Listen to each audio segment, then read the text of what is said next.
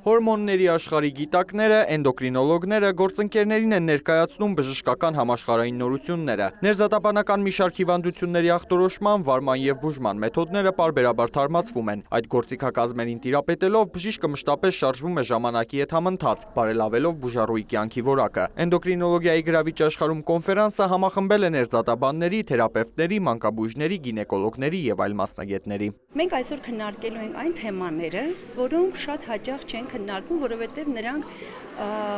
ավելի հազվադեպ են հանդիպում, քան շաքարային դիաբետը կամ վահանաձև գեղձի ամենատարածված հիվանդությունները, չնայած դրանց էլ ենք անդրադառնալու, բայց նաև մենք հիմա մակերիկամներն ենք քննարկելու, հիպոֆիզի տարբեր հիվանդությունները, այն ինչ որ շատ կարևոր է։ Էնդոկրին որոշ հիվանդություններ երկարատև են եւ պահանջում են մշտական հսկողություն, իսկ եթե դրանք ախտորոշվել են մանկական տարիքում, կարևոր է ապահովել դրանց գրագետ անցումը դեպի մեծահասակների ներզատաբանական ծառայություն։ Ուստի բժիշկների բազմակողմանի մասնագիտացումը նպաստում է բուժման արդյունավետությանը։ Վերջի 15-20 տարվա մեջ մեծ վերելք է ապրել շնորհիվ եւ մասնագետների կրթման, այսինքն անցնում են նեղ մասնագիտացում էնդոկրինոլոգիայի եւ հետազոտման ձևերն են շատացել եւ գենետիկ հետազոտություններն են, որոնք բերել են նրան, որ հիվանդությունները ավելի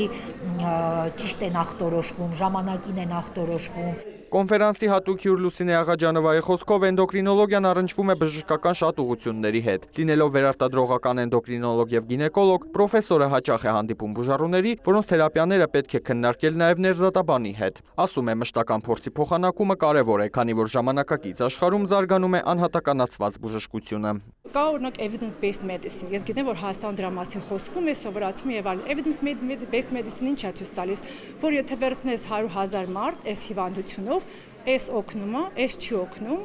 այս ինչ որ բանը օգնում է 20% հիվանդներին։ Արժի որ այս